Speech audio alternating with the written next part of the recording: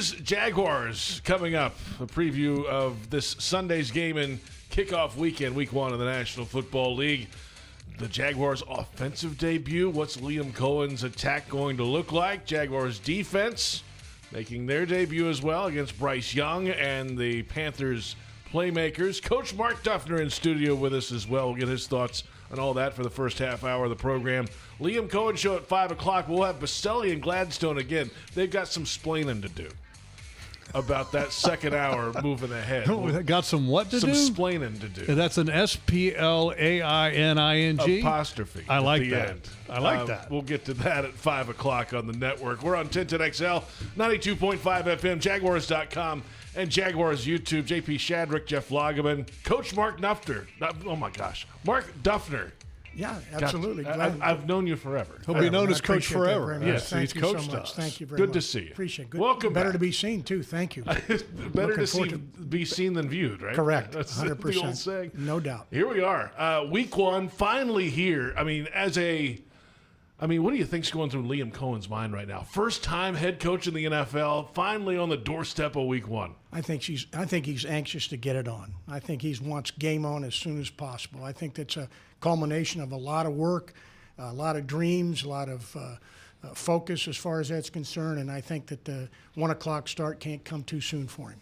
There's a lot of crazy things that happen week 1.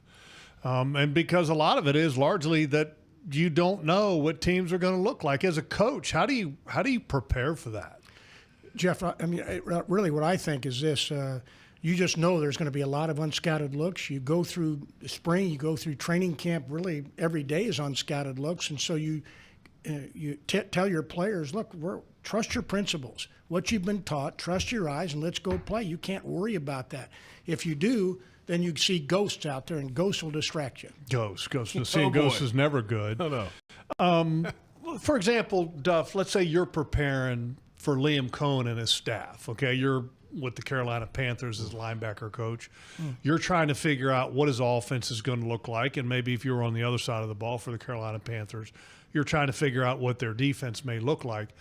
Where do you go to get that information? Are you going back, obviously, to Tampa for Liam Coen to look at that information? And with Anthony Campanelli, the defensive coordinator, do you go back to Green Bay or do you go back to Miami? Is that what they do?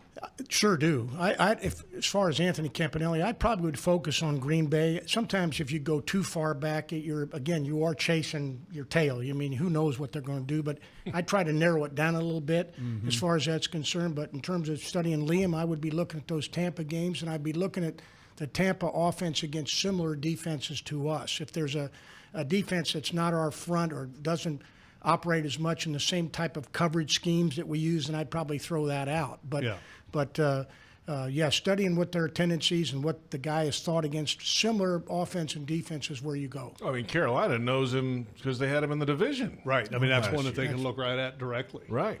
How many games does putting a game plan together?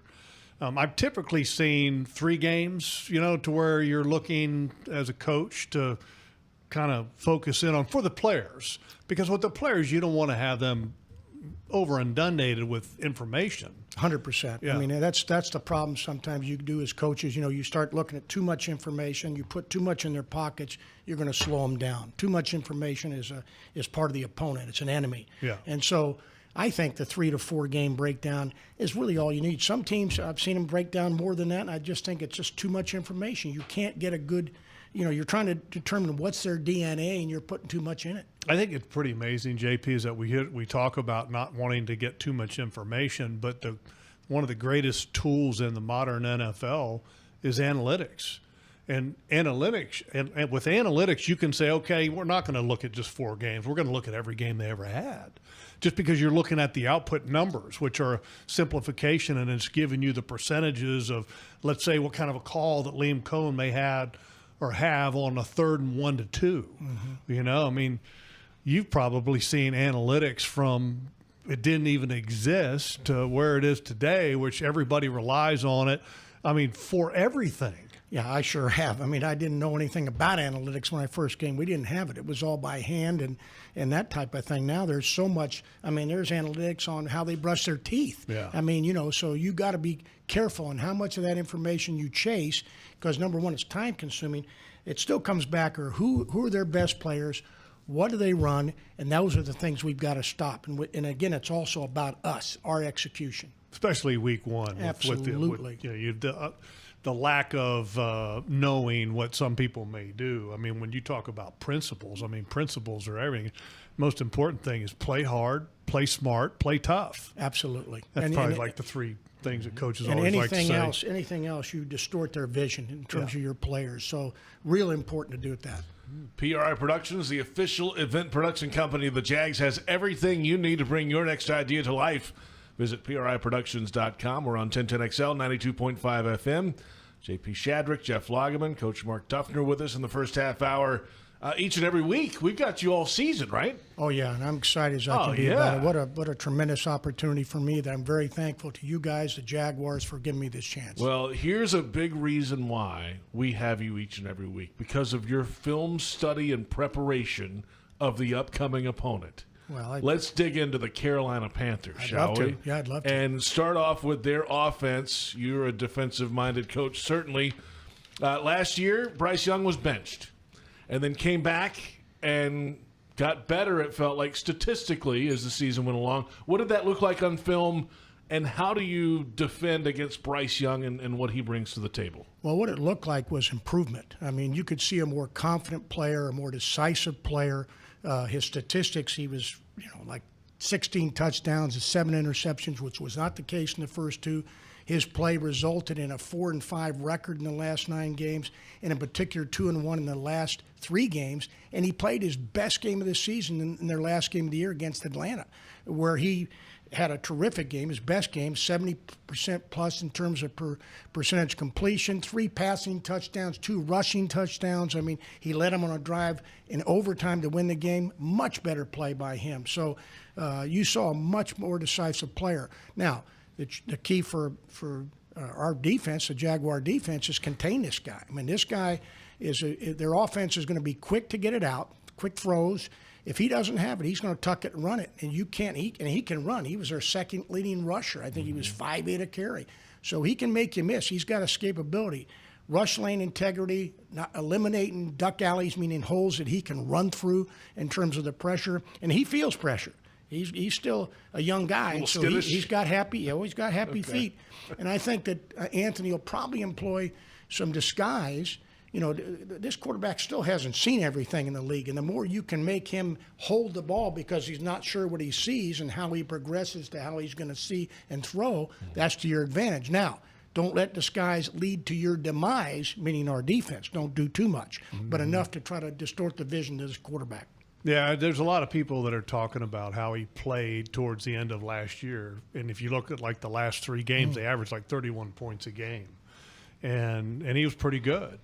But, even when you watch the film of those games, you see the moments that he still had going all the way back before he got benched, where he doesn't see a read, or his eyes drop and look at pressure and scrambles out of the pocket because he's just not sure.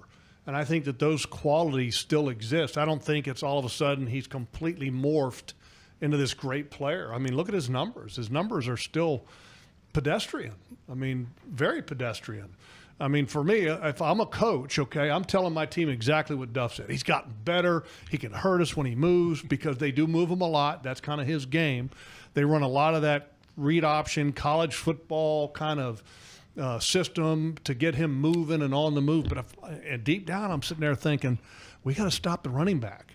Because if we stop the running back, this guy ain't good enough to beat us from the pocket. Chuba Hubbard finished 8th in the league in rushing last year. Yes, he's a great back as a runner and as a receiver. Absolutely. And what Jeff just said, let's make this quarterback beat us. Because, again, experience-wise, he doesn't have it yet. And as Coach, as he mentioned earlier, he's still developing right now. The more we can put indecision into him, that's to our advantage. The running game, like you just mentioned, Chuba, plus they got Rico Dottle, who was a 1,000-yard rusher, had over 40 catches. Those running backs have been very productive for And them. they got an ETN, Duff. They got an ETN. Yeah, he was a draft pick who's a heck of a player, too, a one-cut type runner. So offensive line that returns, although a little banged up, but running the ball, play-action pass, quick throws, screens, that'll be what I think we'll see. Yeah, he's and it's I kind of joke around that coaches always say that about, you're going to pump guys up, on the other side of the ball.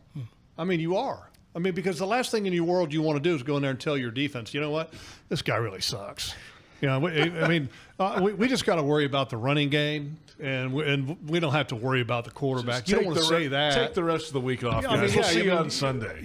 Coaches have a tendency to do that. For You're sure. going to prop up guys that maybe aren't that good. For sure. Because you want to make sure that there's still a level of respect so that the players still prepare to play well against that particular weakness that a team may have. But I think the Jaguars defense has an opportunity at playing well against Carolina. And if they can make sure that Bryce Young has it shouldered on him, I think it's going to be very difficult for him to have great success. Make him beat us. Yeah, and he's also got some big-bodied receivers to throw to on the outside now. JP, The next question. JP, here he is looking over offensive line. He's well, for our radio audience, he's ducking down and can't see over the big defensive line. I know you're an Alabama apologist. How tall is he for real? He's not that tall. 5'9"? No, he's not that. He's not Kyler Murray. 5'10". I bet you he's 5'11". 5'11"? 6 foot. He's height slight. is an issue. He's Height is an slight issue too. So height is an issue. However, his receivers are much taller than that. I mean, Ted McMillan, the rookie out of Arizona, 6'4", 220. Xavier Legette, 6'3", 227. As a secondary, when you see those guys coming off the line at you, how do you defend it? Well, you got to get hands on him to start off. I mean, and he in watching their preseason film, Ted McMillan struggled some with people that pressed him, in terms of trying to get a release. So no free releases by the corners, guys that are up there in good hard-nosed positions, or anybody, reroutes by the outside linebackers. Anything we can get done as far as that's concerned. But it's always going to come down in the passing game to rush and coverage working together. You give anybody a time to throw and let this quarterback get out and extend plays, and he can do that. Well, shoot, that's tough sledding.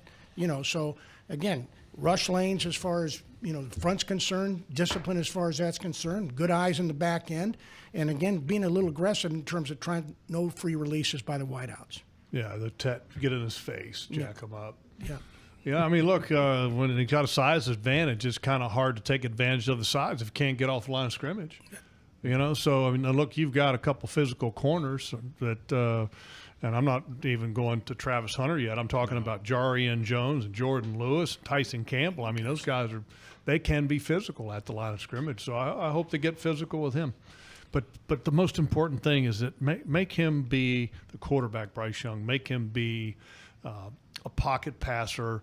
Make him stay in the pocket. Don't let him kind of get out and start creating things on his own, because, and you watch the film of last year, what Duff is talking about with that Atlanta game. He did a lot of that in that game. Let's come back, gentlemen. We'll get to the other side of the football and take a look at the Carolina Panthers defense from a season ago and what might have changed in their scheme and what the Jaguars will face this week. And a little later, Coach Mark Duffner's 3 keys to a Jaguars victory. I'm going to hold you to 3. Well, I got a few more than that, but it might be a Coughlin 3. Yeah. Right. What is that? About 12. 3 times 3. No. Coughlin every Friday used to do keys to the game. Yeah. Okay, and literally we're like, okay, give us 5 or 6 main things. Yeah. It was like 35. 35 Duff to 60. Got to take notes. We're back in a moment on 1010XL 92.5 FM, Jaguars.com, and Jaguars YouTube. It is Jaguars Happy Hour.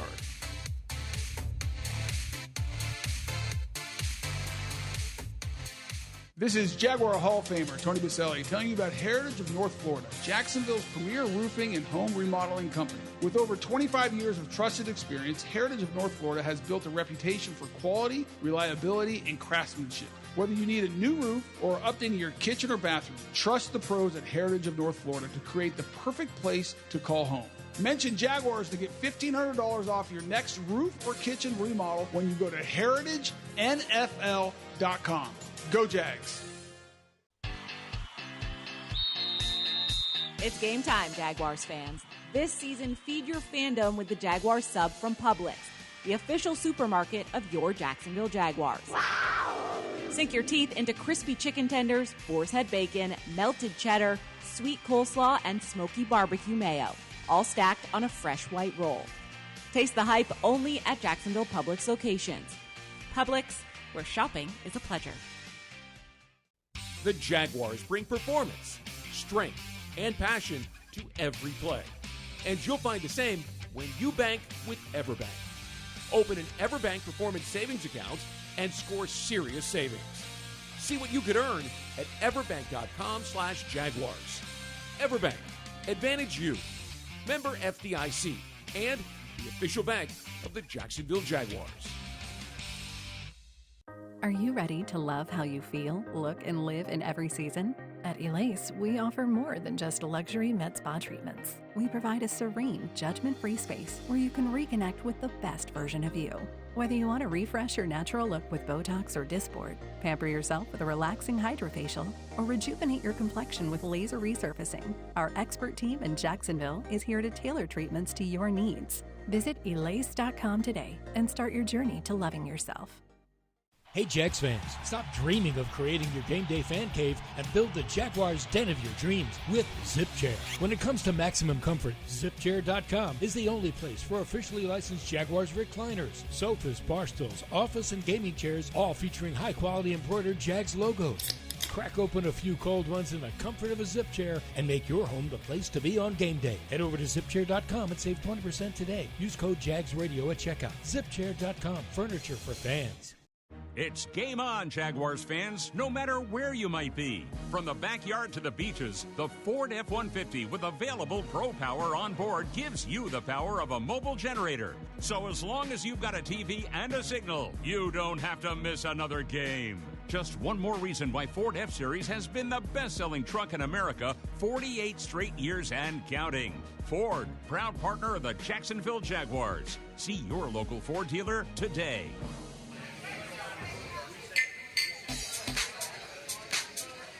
I think for any rookie, usually the most strides is going to be mentally learning a new system, whether it's coming from a spread system in college or a pro system in college. There's a lot to learn. So probably I should say that for rookies or a new player, a free agent signing, those strides are always going to be biggest mentally. It's tough for a guy to show what he can do and show all his physical capabilities when he's still trying to think about where am I lining up, what am I doing, what's my job. So just his ability to go out there and line up and play fast, I think shows with his technique and some of the different things you see as a receiver. That is Grant Udinski, Jaguars offensive coordinator earlier today. Both coordinators, he and Campanelli spoke with the media, and both those availabilities at Jaguars.com and Jaguars YouTube. Don't miss your chance to score an exclusive Brian Thomas Jr. bobblehead and a ticket to see the Jags take on the Chargers, Colts, or Jets at the bank this year. One bobblehead with every ticket. Get yours today at Jaguars.com/bobblehead or call 904-633-2000. JP Shadrick, Jeff Lageman, Coach Mark Duffner in studio with us on Jaguars Happy Hour at the Hyundai Studios, the Miller Electric Center, 1010XL 92.5 FM. All right, let's start with the Travis Hunter. As he was, Udinski was talking about on the offensive perspective, what you might think of his progression through this offseason. But he's listed as the starting wide receiver. He's listed as a backup corner, though there are only two corners on the depth chart. What's the feel here, and what do you expect to see from Travis Hunter week one after all this build-up? Logs, let's start with you. Like, what is this thing going to look like? It's a great question. I don't know.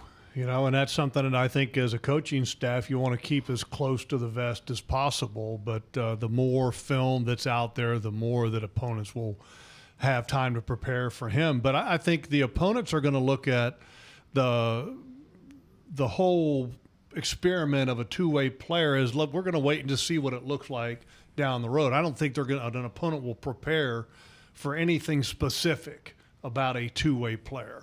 I think they're going to be preparing for the systems, more concerned, obviously, with a Brian Thomas Jr., more concerned about a defensive scheme than they are a one specific player in that. Now, the one thing I think they'll tell their players, though, look, Brian Thomas Jr. is really fast, and so is this Hunter guy that can really run as well. So, but I mean, as far as scheming to stop him, I don't see that happening in week 1. I don't either. I think that would be a major mistake. You put too much attention on that, and everything else can fall apart. I think that you'll see Hunter. This is a guess, just like Jeff was saying. I think you'll see him more on offense. I would look forward to seeing a matchup with him, going against McMillan, their top receiver. They went to get against each other at Arizona and Colorado a couple of times, so there's some familiarity there. But I think that keep in mind too that Travis has been limited in the last few weeks couple weeks in terms of practice participation. So to put too much on his plate in the first game, I think would be negate some of the skills that he has, and he certainly has great skill. Yeah, I think too that at the end of the day, it's about trying to win football games. It's not about trying to create a modern day two-way player. And I'm not saying that to be demeaning in any way. I'm just saying is that sometimes there's steps that you have to take to get to that point, especially with a young player who, as Duff just said, missed some time, just recently. 2 weeks of time for a rookie can be the difference of being ready to play or not quite ready to play on all packages, So maybe there's going to be a package on defense that he'll be specific to, and maybe a package on offense that he'll be specific to. When I say package, like personnel groupings, whether it be nickel on defense or 3 wides on offense or something of that nature. We'll see how it goes, and it could change week to week depending on the opponent too. I've listened to Dave Canales in his press conferences everywhere, and he's been asked the question about Travis Hunter, but he never really gave any indication. It was like, oh my God, we don't know what to do. We're really worried about it. He didn't have any of that attitude. Well, it was like, he's a good player and very successful in college. You hope they do have that attitude, though. You hope that they're focused on him and they're too myopic on him and they lose the big picture or the rest of it. So hopefully that'll be a little bit of a decoy or distraction for him. And Travis Hunter today in the locker room didn't have a whole lot to say about he's been relatively quiet in the media, at least. Well, I think you get to a point where you get tired of answering questions and you just want to let your play speak for what you are, and there's been so many different people that have had opinions on him, whether he can do it, whether he can't do it, is it something that the team should do? I'm sure he's tired of all of that talk because, all he knows is that he played 2 ways and it wasn't a big deal for him at college, so he's probably of the attitude that I don't understand what the hoopla is all about. I did it before. I'm going to do it again. And let's roll the ball out and play. Yeah, and I'm sure the coaching staff is going to play him in position, like Jeff has mentioned, to the best way to win the game, whatever that is, whatever that formula is. Put him in there and let's do that to win the game. Mark Duffner with us, former Jags linebackers coach, a longtime assistant in the National Football League. Let's take a look at the Carolina defense now. They finished 32nd in the NFL overall last year. What's different about them now? Why was that the case last season, and where can they take some steps in progress, and where can this Jaguars offense attack them? Well, first of all, JP, they were probably they suffered the most injuries on that defensive side of any team in the league. In fact, they played more players in games last year than any team. So they had a rolling situation in terms of who was playing for them. And so I think that was a big factor for them. They're a team that, as far as they added some personnel players, they brought in number one, Derek Brown, who's been a Pro Bowl player for them, is back and healthy. He missed like 16 games last year, a big minus. They've added defensive lineman Wharton, Bob Brown. They addressed that. They added a safety, Mooring, Trayvon Mooring, who's a real hitter for them. They've added a couple more guys. Pat Jones is an outside backer. So they went out and got players to help that defense from both the front linebacker with Rosebroom and the back end with the safety. And so that's where they've gone there. And, of course, they've also got a heck of a corner in this J.C. Horn, who was a Pro Bowl player. They just extended him as well. And he is a heck of a good player. Big money. Yeah, big, and a big player. So you can look at him being a heck of a player. What they're doing, I think, defensively is they're pretty conservative a little bit. And watching their team this year, they're a team that will operate out of a 3-deep look or a safety in the middle of the field, one safety high, if you will, in the middle. about 75% of the time. They do play some two deep safeties and two hard corners, so that's about 20% of the time. And then they pressure a little bit in less than probably they're in the back end of the league in terms of blitz and pressure. Now they will operate with zone pressures, fire zones. Don was part of that Pittsburgh group, Dick LeBeau and them, where that was a big deal. What I mean by zone pressures, they'll rush an extra guy, 5 guys, and play a zone concept behind it, or a zone replacement. They may bring the nickel or the strong safety and drop a linebacker or a defensive end.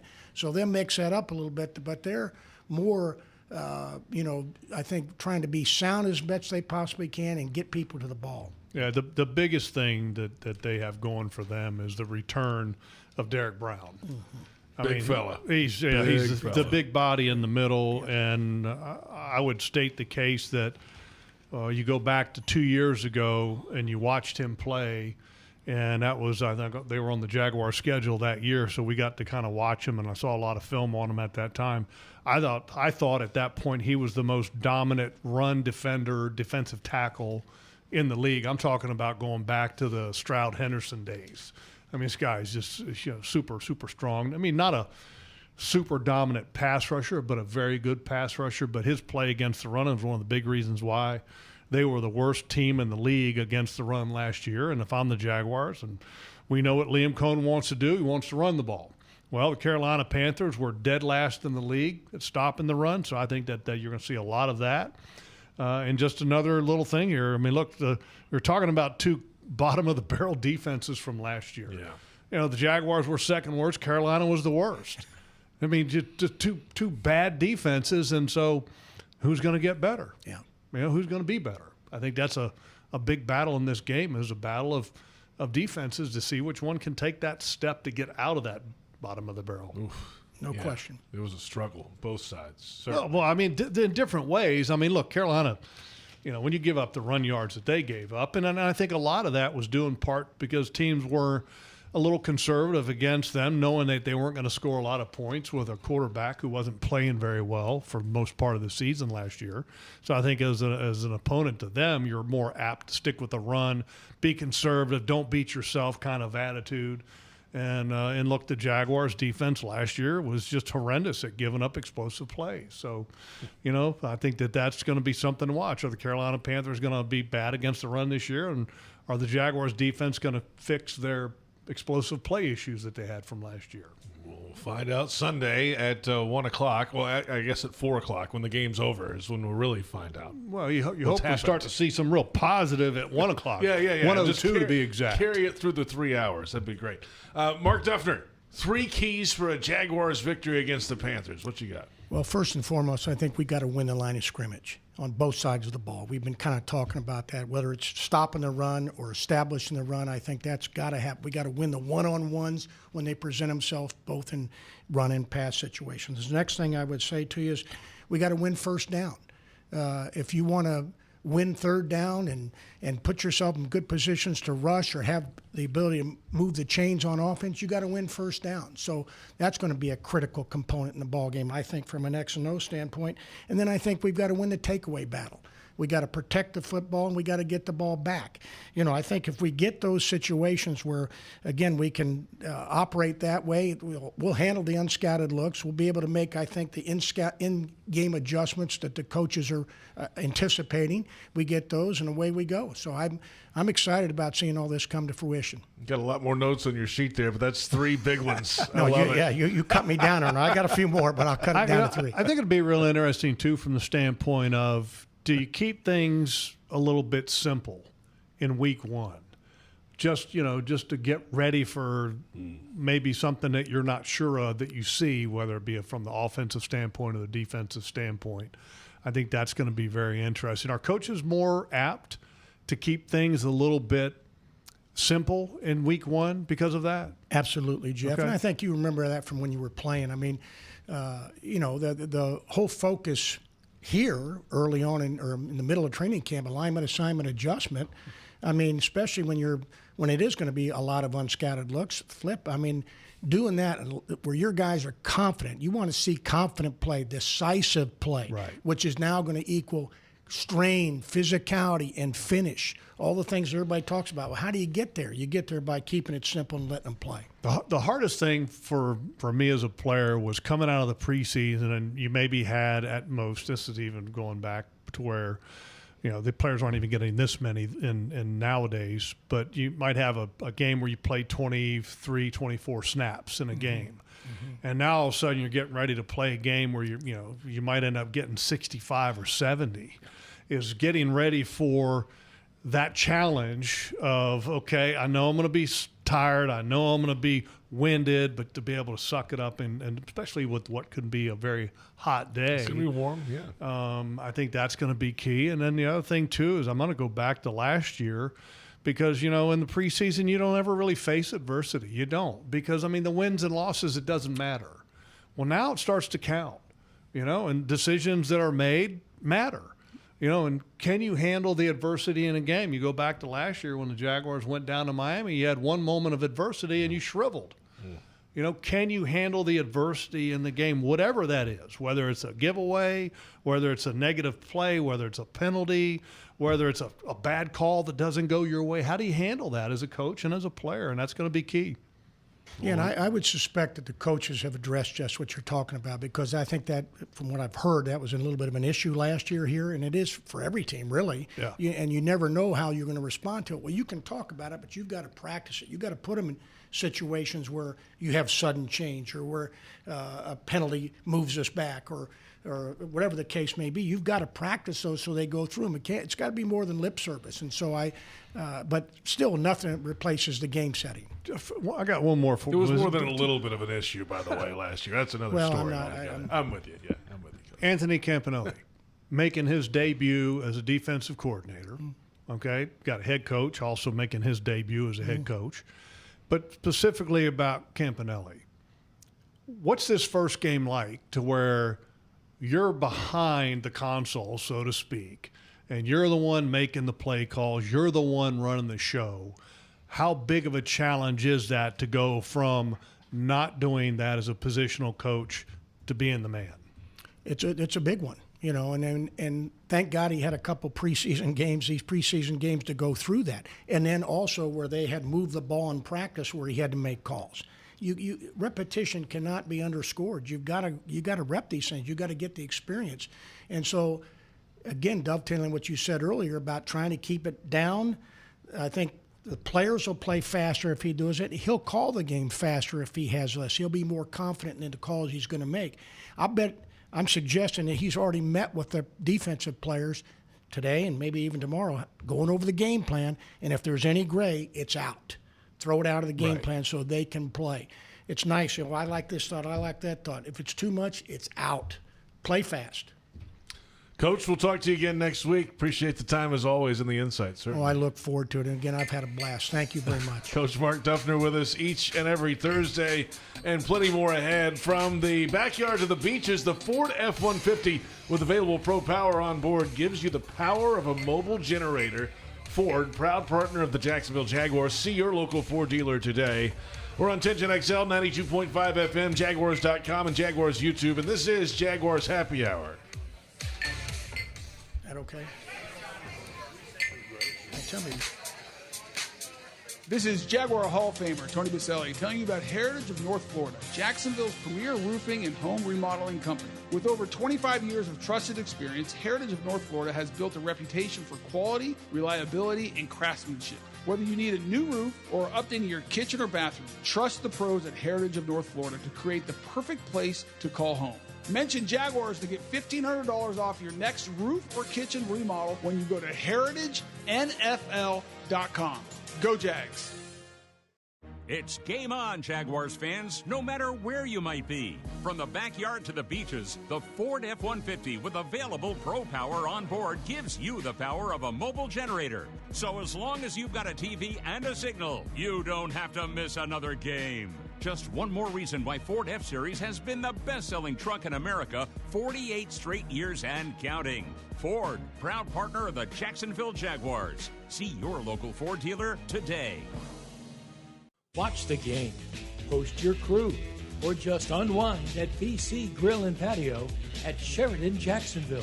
part of the Marriott family of hotels. Enjoy craft cocktails, tasty bites, and indoor-outdoor seating perfect for watch parties, happy hours, and events. Mention this radio ad for 10% off food and drinks. Visit SheridanJacksonville.com or call 904-564-4772. What's Here is a place that generations have trusted to help their kids grow up healthy and strong. What's Here are caregivers with knowledge and expertise rivaling any children's hospital in the world.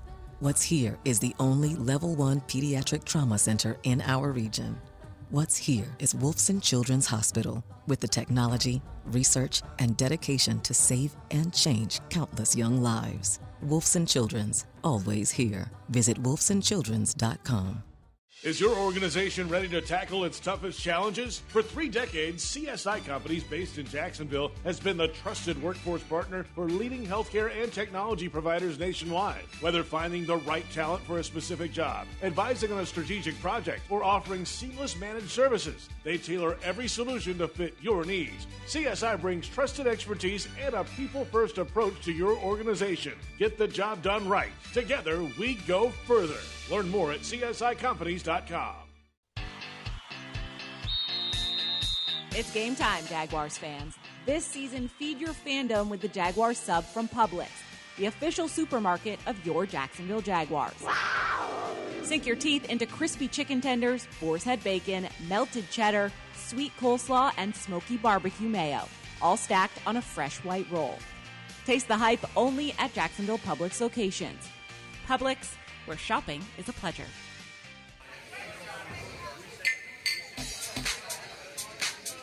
There's always a lot to learn. You know, throughout the course of the season, you really figure out who you are, what you really do well, and who does what well. And I think most NFL coaches would tell you as the season progresses, you're continually learning and evaluating, but we like what we've learned to this point, you know, just looking back at it in retrospect from the spring till now. The guys have done a really good job, so yeah, but always learning and evaluating these guys for sure. That is Anthony Campanelli, the Jaguars defensive coordinator, earlier today. The full press conference at Jaguars.com and Jaguars YouTube. Welcome back. JP Shadrick with Jeff Lageman. It's Jaguars Happy Hour. We're at the Hyundai Studios inside the Miller Electric Center. It's week 1 on 1010XL 92.5 FM, Jaguars.com, Jaguars YouTube. Our thanks to Coach Mark Duffner. We'll have him with us, the former Jags linebackers coach, NFL defensive coordinator, and college head coach. Unique perspective from Duff on each week's matchup. We're looking forward to that. I love hearing the coaching perspective, you know, because for me it's very interesting. And you know, I mean, he's been in that business for a long time. I mean, if anybody knows it through and through, it'd be Duff. From messaging from the top to defensive coordinating to I was kind of chuckling though linebackers. when we were, you know, he's talking about their quarterback Bryce Young, and you know he's giving him some credit, and yeah, and you know, and that's what coaches do. I mean, but the reality is that you know Bryce Young is one of the bottom quarterbacks in the league, you know, and hasn't been very good, and for that matter, I think if you were in Carolina, you'd be looking at Trevor Lawrence recently as not a very good quarterback. Because if you look at his numbers, the recent numbers, they're not great. You know, wins and losses last year, didn't have a very good season. His passing completion percentage, all of those things have waned off. You know, so this is a big year for Trevor. This is a big week for Trevor. You know, and the Trevor, if you look at the 3 years that he had, the last 3 years, and that's under Doug, 22, 23, 24. Doug Peterson, yes. There was a slide in performance, and a lot of that had to do with injury. And you know, we kind of forget about the injuries that he had last year, shoulder, concussion, last and 2 those years, thing. really. I mean, oh, absolutely. The knee the year before, ankle, I guess it was, and can he rebound to get back to that form that he had back in 2022, which, you know, the second half of 22 going into the playoffs against the Chargers and that amazing comeback, I mean, we were like, wow, here we go. Franchise quarterback, right? Mm-hmm. And then the last 2 years, it's been like, is he a franchise quarterback? They paid him. So, well, I mean, look, that's kind of part of the deal. It's part of the deal. Jordan Love got paid franchise money and hadn't really had a lot on his resume yet. And so the most important thing, and it's great to talk about Travis Hunter and coaching and bad defenses and all of that stuff too, but this game comes down to the quarterbacks. Just like we're talking a lot about Bryce Young, there's a lot to talk about Trevor Lawrence this year and going into this game. I'm excited to see his confidence level in the offensive line. He said it's there in his press conference the other day, and how that helps him play in the progression with his footwork like it should be. And hopefully he doesn't revert back to some of the old habits, which we saw in the practice at Miami the other week. A little of that stuff popped up. I'm excited to see what they've been working on all offseason with him, footwork, progression, new offense come to life. Well, and we kind of – our expectations, first thing you do is you go back and you look at what Liam was able to do for Baker Mayfield. Yeah. Right? Baker had a career year, which, oh, by the way, he had a career year before that under the head coach of the Carolina Panthers, Dave Canales. Well, Liam took it to another level last year. And so I think all of our hope and expectation is that we want Liam Coen to do for Trevor Lawrence what he was able to do for Baker Mayfield, and to really dial him in as a quarterback, and you hope that happens. And I think it starts with taking a little bit of pressure off of the quarterback position, and that's establishing a running game, because that makes any quarterback better no matter what else you do. Time now for the Jaguars defensive coverage of the game, presented by GEHA, Government Employees Health Association, benefits for federal employees and retirees. And we take a look at the comparison between these defenses a year ago. And cover your ears. It is ugly. It's not pretty. Panthers were 32nd in total defense. The Jaguars 31st. The Panthers 32nd in rush defense. The Jaguars 25th. Jags were last in pass defense. Carolina 23rd. Third downs, Jags were 25th in the league. Panthers were 32nd. That's last.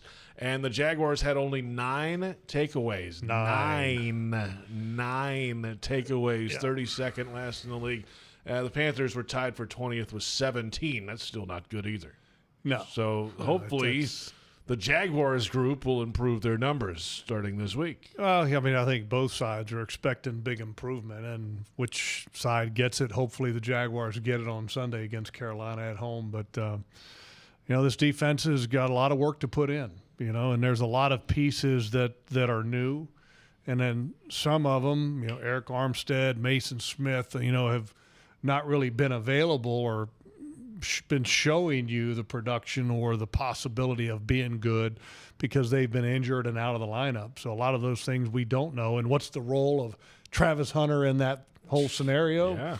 Yeah. You just don't know. A lot of unknowns. And then let's see up front, right? Eric Armstead moving inside, back to where he kind of made his bones in San Francisco. And is that going to work out? I think Eric can have a huge impact on the game. I do. I think he's still got a lot of talent.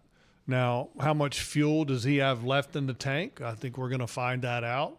But one of the things that I think there's no question of is that he's got the length and the strength to be a player that has an impact on the game. Will you have to rotate him a little bit and limit his exposure? I think you probably will. And who's that next guy up? I like the fact that they went out and they've got 2 veterans in the offseason, or should I say during the training camp, because Austin Johnson was one of them, and then Colin Saunders was the other one. And these are 2 very good backup players. I like the fact that that they recognized, I don't want to say an issue because there's no games to say it's an issue yet, but they recognized maybe an area that they needed to shore up. And then they took the steps to do that. So I give James Gladstone a lot of credit in that department, because a lot of times, if the general manager were in place from last year, he probably would have stood pat because he had some draft picks there and would have just said, no, we're good. But in reality, you're not. And you got to get better, and they did. So I appreciate that. We're about 15 minutes away from the Liam Coen Show, but James Gladstone, Tony Boselli slated to be back with us tonight, and they've got some splaining to do about the future. I'm going to let you handle that line of the questioning. Network Hour. Some changes on the horizon, we're told. Okay. We'll find out at 5 o'clock. I'm okay just like with that. you. It's the Liam Coen Show right next, right? Well, yeah, for the time being. Okay. I'm told there could be some changes on the All right. horizon. We'll find out. I'm ready to adapt and adjust. As Blake Bortles once said famously, I just work here. So we'll find out at 5 o'clock. All right. Tony Boselli has to say. I'm good with that. Okay. I'm good with that. Yeah. By the way, I just wanted to send out, it's kind of a side note here. Congratulations to all the Jaguar captains, the team captains. And two guys really in particular, Robert Hainsey and Jordan Lewis. It's very hard, and sometimes people kind of just take this for granted as fans. You don't really realize the importance of this. It's very hard to come from the outside into a new locker room and to garner respect in a quick fashion in a locker room to the point where your peers elect you a team captain. And credit to James Gladstone, Liam Coen, and Tony Boselli for bringing in the kind of people that can have that type of influence on their peers in the locker room to be voted captain. So there's kind of two congratulations here. One is congratulations to James and Liam and Tony for bringing in the intangibly rich people, and then also to the individuals that got elected team captains, and not just those two guys, but everybody across the board that got elected team captains. That's an honor. It's a very high honor. Jags fans want customized Jags furniture for your home? Check out zipchair.com and browse all customizable options. Zip Chair furniture for fans. The injury report and some final thoughts when we return. Then at 5 o'clock, yes, the Liam Coen Show with Boselli and Gladstone back in studio. This is Jaguars Happy Hour.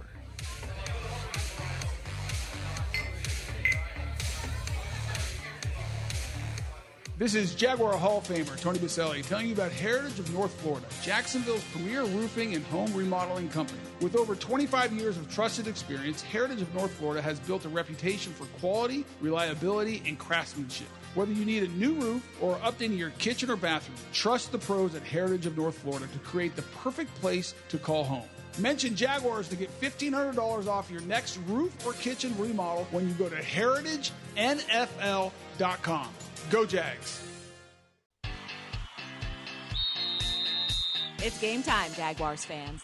This season, feed your fandom with the Jaguars sub from Publix, the official supermarket of your Jacksonville Jaguars. Wow! Sink your teeth into crispy chicken tenders, boar's head bacon, melted cheddar, sweet coleslaw, and smoky barbecue mayo, all stacked on a fresh white roll.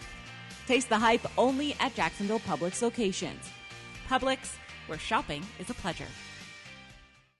It's game on, Jaguars fans, no matter where you might be. From the backyard to the beaches, the Ford F-150 with available Pro Power on board gives you the power of a mobile generator. So as long as you've got a TV and a signal, you don't have to miss another game. Just one more reason why Ford F-Series has been the best-selling truck in America 48 straight years and counting. Ford, proud partner of the Jacksonville Jaguars. See your local Ford dealer today.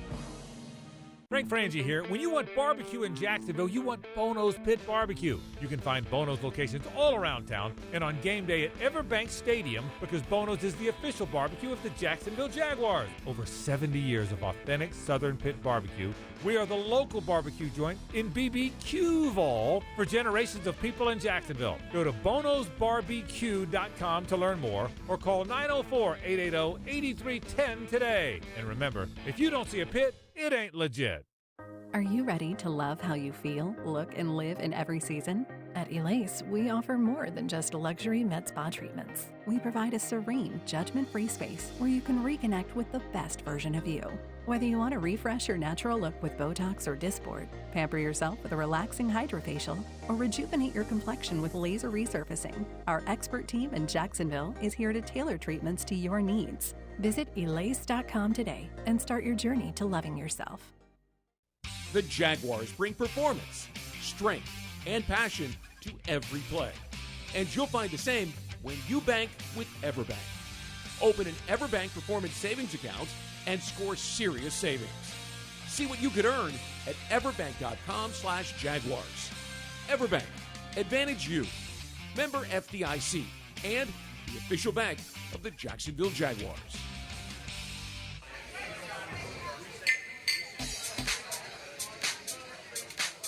They've responded to challenges thus far that I've been proud of. Kind of everything that we've asked them to do in so many ways, they've really worked their tails off to do, which we've all appreciated as coaches. Is it, the finished final product that we're all hunting up? No, it's not, but that's the beauty of it. But I do think that it's a group that understands that they have an opportunity to improve, that we all have an opportunity to improve and, improve our play style and the way that we finish, the way that we play the game. I've been pleased with their response to that. How we handle a turnover or a touchdown, given up, or a fumble. Like, how are we going to respond? You don't truly know. But thus far, from everything I've seen, I've appreciated their response. Head coach Liam Coen at the podium Wednesday, his first Wednesday press conference leading into week 1. His first time as the head coach in the NFL. Welcome back. It's Jaguars Happy Hour. JP Shadrick with Jeff Lageman. We're at the Hyundai Studios at the Miller Electric Center, 1010XL, 92.5 FM. Coming up in less than 10 minutes, Liam Coen Show. But Boselli and Gladstone will be back in with us, and we'll explain some changes to programming, I think, coming up. Okay. I thought they were in charge of football. I think maybe Boselli will be doing the explaining, because I don't know. I don't know what's going on. So we'll find out. We'll find out. I'm good with that. So, and we'll find out, of course, some more about the football team this week, getting ready for week 1. All that coming up. We'll take advantage of those guys here. And it's time now for the injury report presented by UF Health, the proud healthcare partner of the Jacksonville Jaguars. The latest edition of the injury report came out at 4 o'clock today for both teams, and it's the same as yesterday for the Jaguars. Nothing new, nothing unexpected. Monteric Brown, the corner, with an ankle. Wyatt Milan, the guard, with a knee injury. Both have not participated this week. Cole Van Lanen, the tackle, with a shoulder issue, limited both days this week. So everybody else full go. No Travis Hunter on the injury report. Remember, he missed a little bit of time at the end of camp in preseason with an upper body issue. He's back to practice. He's good to go. Ikwanu, the tackle, though, for the Panthers. That's the one I want to know. He has not participated Wednesday or Thursday with the illness, they're calling it, but it's been reported that it's an appendectomy. Is that right? Well, he had an emergency appendectomy, and it was 9 or 10 days ago. And if he hasn't practiced yet, I would be surprised if he plays in the game. There's been some guys that have played within 7 days of having that surgery done, and I think his was a laparoscopic, I guess, which is, minimally invasive. But I didn't know you were a doctor. Well, his dad is a doctor. Did you know that? I did not know that. Yeah, Ikwanu's dad is a doctor, and one of the reasons why that they caught it fairly early is he was telling his dad kind of what was going on, and his dad said, "Hey, let's get you to the ER and find out what's going on. That's not normal." So credit to his dad.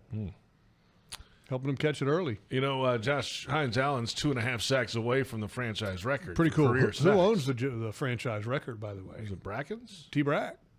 Yeah. T-Brack. But, hey, a tackle who's coming off an appendix, or the backup tackle. Okay. Yeah, and Ikwanu was a pretty high pick a couple years ago, and I remember watching his college film. I thought he was going to be a really good player. He had some moments where he played at NC State that he was just physically dominant. I mean, like a man among boys. And I don't think his level of play for the Carolina Panthers has reached that level, I think, of expectation that they have attached to him, or that I had attached to him. And I don't know who's going to end up playing in his absence. They're talking about two possibilities.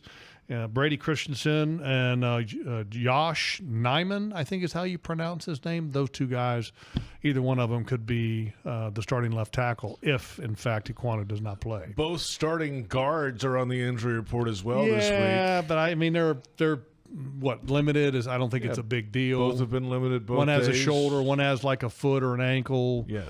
I think they'll be fine. I'm not worried about them. And their right tackle, Moten, is pretty good. Center's okay. They got a solid. Here's the one thing about their offensive line.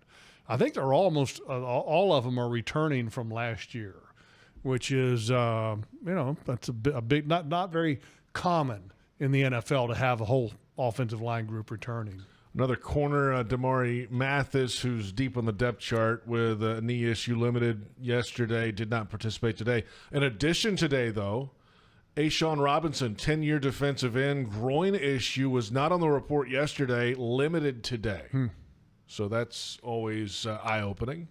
Yeah, anytime somebody gets added to it, there's always a little bit of concern. But, the big thing is tomorrow with the the declarations of who's going to be probable or doubtful, whatever. There's only 2 designations now, right? Is that right?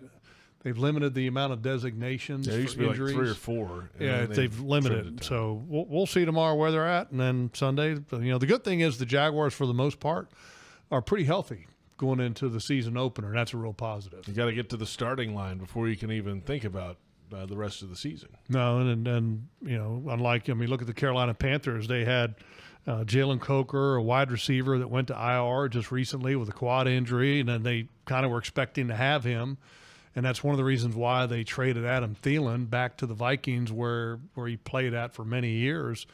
And all of a sudden they had to scramble a little bit and ended up re-signing Hunter Renfrow, who's a pretty good player. Pretty good player. So he's back in the mix, and he'll be in the starting lineup for them. I remember we were at the Senior Bowl, and we were covering the Senior Bowl, Jaguars.com. Mm-hmm. It was the year Renfrow was coming out. And I'm walking around. It's the media room, and, there's a couple people talking to this guy. And he looks like who is this scout? I don't see a credential on him. Yeah. And he had like a ball cap on, and he was a little – no, it was Renfrow. That was him. It was him. That's him. He's not a big when dude he was at all. a senior. And he had been at Clemson guy, yeah. Forever. Yeah, Clemson guy. Ran the pick route to beat Alabama in the championship. So he didn't make the final 53 with the Carolina Panthers, and then goes home, and his wife, I guess, is expecting in the next 5 months or so. And supposedly that he got some offers to go to other teams. I think 49ers were in the mix. And with what he had going on family-wise, he just said, it's not really something I want to do. He was kind of hoping that he would be able to get a chance to go back to Carolina under, different circumstances, or would be called back. And anyway, they called, and it was a pretty cool story. Did you hear him talk about it? So he's out there, free agent, because he got cut. And all of a sudden, Dan Morgan, who was a heck of a player for the Carolina Panthers, their now general manager, Dan Morgan's trying to call him because of the injury that Jalen Coker had. And then, of course, they traded Thielen, so they're like, we got to get Hunter Renfrow back in the mix. So they're calling his phone. Well, he's a business partner with some family members in a recycling business. So he's doing a call, had to get a trailer and picking up a golf cart from somewhere. And he gave his daughter his phone so she could play Bluey on it, So she's on her phone playing Bluey, and the phone is just like blowing up. People are trying to call him. The GM's trying to call him. The head coach is trying to call him. The wide receivers coach is trying to call him. And so anyway, he's just standing right outside the truck, but his daughter just keeps hitting ignore to all these phone calls that are getting, young daughter, I guess. And so he gets back in the car, gets his phone, and looks at all the missed calls. And he's like, honey, why didn't you tell me? And so I was watching Bluey. So anyway, they finally got a hold of him, but I'm sure it was a panic moment there for them. They're thinking maybe that he's ignoring them. Doesn't want to come back or something. They're mad that they cut him and he didn't make the initial 53. Jaguars host the Panthers this Sunday at 1 o'clock at Everbank Stadium. Tickets to Jaguars.com or 904-633-2000. In moments, it's the Network Hour, the Liam Coen Show. We're expected to be joined, though, by Tony Boselli and James Gladstone. We'll find out in just a moment. Thank you for listening to Jaguars Happy Hour.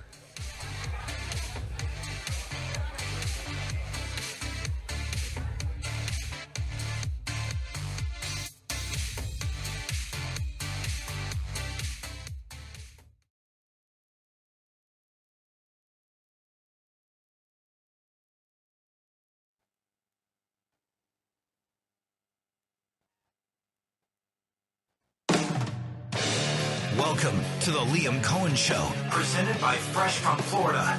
JP Shadrick and Jeff Lageman keep you informed and up to date with the head coach of your Jacksonville Jaguars. The Liam Coen Show starts right now. Welcome in. It is the Liam Coen Show presented by Fresh from Florida from the Hyundai Studios of the Miller Electric Center. We're on the Jaguars Radio Network presented by the University of Florida. #1 university in the U.S. News and World Report's #1 state for education. JP Shadrick with Jeff Lageman. And wait a minute. It's you two again.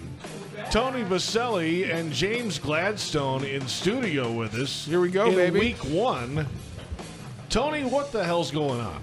Well, JP, we've said from the beginning that since we started this journey together, James, Liam, and I, that the three of us are going to work together, lead together, and support each other in everything we do. And Shad has mandated us, the three of us, to work together, make every major decision together, obviously each having specific responsibilities and where we're supposed to support. We've talked about it, with James here, when it comes to the draft and free agency. Final call, trades is James to make, but it's Liam's job and my job to support him, to talk through it, to push back where needed, to debate it until we get to the right answer. And then when it's time to make a call, James has got to pull the trigger. On the field, it's Liam Coen. And leading our team and making decisions of, how we're going to operate as an organization, what the standard is, culture, and everything else. He has final call. James and I have a ton of input and talk a lot about it. And but at the end of the day, he's got to pull the trigger on that one. And so this week, as we were getting ready for the first game, we've said from the beginning that we're going to keep the main thing, and that is winning football games, what happens on the grass. And James and I sat down and talked and then went and presented to Liam. Really, at the end of the day, we said, hey, we're going to free up as much time of our head coach, who's also calling plays and everything else. And if we can pick up the slack and communicate to our fans and to you guys about what's going on with the team and everything else, we can do that. Because it's the same message, whether it was Liam in here or James or myself, all of us together, of what we're doing as a football organization. So we just thought this year one right now, it's going to be fluid. Liam will be joining the show at different times during the year. We said this week with all that's going on, it's a big week, as everybody knows. First game for us as a leadership, as an organization, doing this together. Him as a head coach. He's calling ball plays. We're excited about what's the opportunity coming up. We said, hey, we did pretty good at this thing during the preseason. Oh, I got to say, it was also, there's an added layer here in that we were missing you guys last week. I will say this. I will give James the credit on this one because I was like, are you sure we want to do this? I've been around these guys a long time. He's like, I really enjoy JP and Jeff. I'm like, well, I don't like them very much. So no, wow. But we're excited. And listen, you guys talk to us all the time. I was talking to you, Jeff, you and the rest of the radio broadcast today about what's coming up in the game. You're going to hear the same message out of this building, whether it's Liam, James, myself. Not that we agree on every single thing that happens all the time from a standpoint of our approach and our perception. We actually agree where we end up. And we have a lot of great conversations. And most of them are very pleasant. Every once in a while, they get heated. They're fun. We have good, fun arguments about, what we need to do.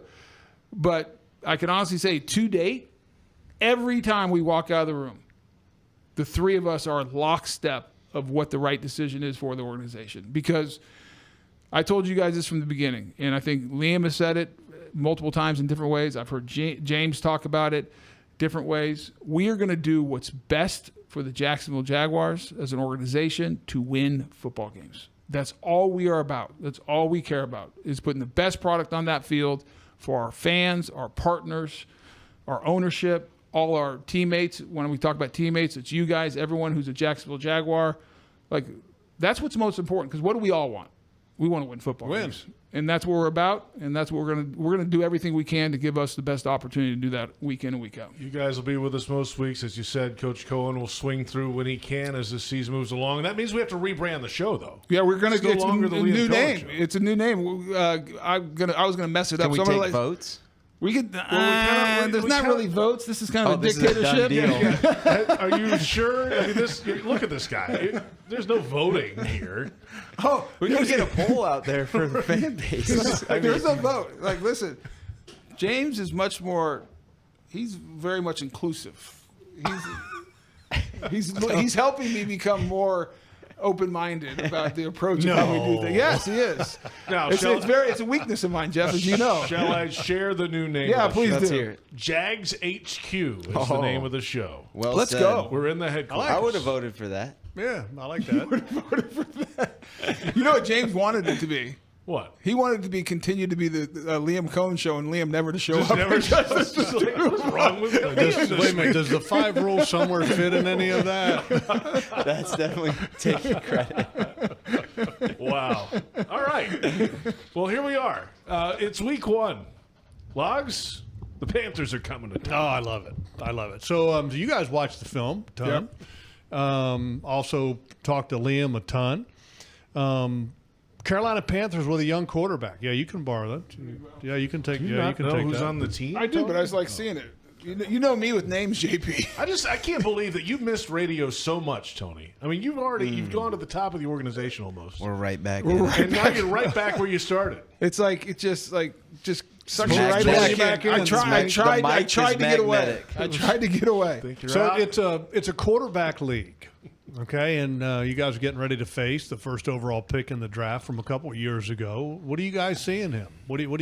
What's his strong points and what weaknesses does he have? You know, I think a big part of what we've tried to emphasize as a part of our off-season process, our preseason process, training camp is response to adversity.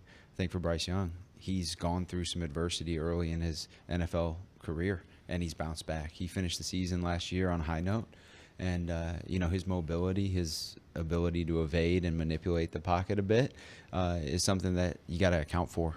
And he can play off schedule, and when those things break free, it can be a challenge to stick with. And I think that's something that we're going to be mindful of. Knowing that he can create outside of just the normal structure of a play, but really got to point to the fact that he's an ascending player, and we got to make sure that we try and wrangle him as much as possible. Use that term off schedule. I think he's better off schedule than he is going through progressions and reading a defense, just because he's athletic. Well, I think it's the athleticism that he does have, and I think one of the things he does very well that we're going to have to be disciplined in the approach of the rush approach and how we attack him, and also in the back half of sticking to receivers, is when he starts getting out of the pocket, he is not looking to run. He does a great job of keeping his eyes down the field. He remains a passer. He can run, though. He can, but he remains a passer until he crosses the line of scrimmage. So often you see guys, once they get out of the pocket, eyes drop, they're going. And he's slight, too, so he's not a bit, and I think that's the one thing. I mean, you look at our defensive front. I mean, I don't know if you guys have paid attention, but we got some big dudes up there. I mean, you got Eric Armstead, 6'6". You got Trayvon Walker, Josh Hines-Allen. I mean, you got big human beings that we need to make sure it's a cloudy vision for him. Shot blockers. And try to keep him in the pocket. Because all of a sudden now you have Bryce Young, who's not a tall human being, not a big guy. He's going to have to work his way through and his sight lines through some very large humans coming at him. And but boy, when he escapes, he's dangerous. James, did you do work on him, as a college prospect, and what was your thoughts? Yeah, back when I was with the LA Rams, we didn't have many first-round picks. So I can tell you that as it related to the QBs that were going in the top 10, it was it was a little less than. But, yeah, there was an understanding, sort of a functional awareness. Yeah. You didn't functional awareness. That's a fancy term for I really didn't do a very deep dive. You didn't go the full extent, but you're always going to do something. So just what functional awareness, when James Gladstone says functional awareness, means he's aware of it, but might not pay attention to it all that closely. We know who he is. I saw him play while I was watching other guys. Wow. Yeah. But, I mean, you can imagine, right, go back to of the 9 drafts that I was a part of, there was only one in which we had a first-round selection made. And very rarely were we in the conversation, even if we did have a first-round pick. That would have been Jared Verse. And, in my final, okay. Yeah, my final round there. But nonetheless, it was even for the guys that were being considered as top 10 prospects, you weren't spending a ton of energy there. You were focused on a lot of the others that were more realistic. Along those lines, just because we're on the topic of quarterbacks and draft picks, what's the best late round quarterback value that you ever thought that you had in your time in evaluating personnel? Because, I mean, look, everybody's trying to find a quarterback. Right. And a lot of times, I used to tell Tony this a couple of years ago, I'd take a quarterback every year, and he laughed at me. Mm-hmm. But, you know, I mean. He mocked you, in fact. He mocked you. He did. I don't know if it was actually mocking. did. It was a mocking. That is very much a strategy Yeah. to continue to tap that well and eventually hope that you land on one that can give you something. I think Brock Purdy being somebody there at the end of the draft that was able to do what he's now done is extremely impressive and obviously rare. But to work that in tandem with a guy that had ahead of him been selected in the top few picks in the draft, right, and be able to beat him out, that says a lot about who he is, and being able to just compete and come through victorious, right? That says a lot. And I think usually that's the stuff you're tapping into with any QB, is somebody who can overcome the odds and really do what, you know, is ultimately going to be a successful result despite having some obstacles in your way. Let's come back in a moment and get into the Jaguars' offensive line matchups Let's this go. week against the big fellas for the Panthers. Most important group in any building, the OL. Well, we know that. Yeah, I'm just stating the obvious. No bias attached to that. No, either. not at all. No. I mean, anyone Just want to facts. argue about that? Just facts. I'm just spitting facts. Just the facts, man. Back in a moment. This is the Liam Coen Show, soon to be Jags HQ on the Jaguars Radio Network.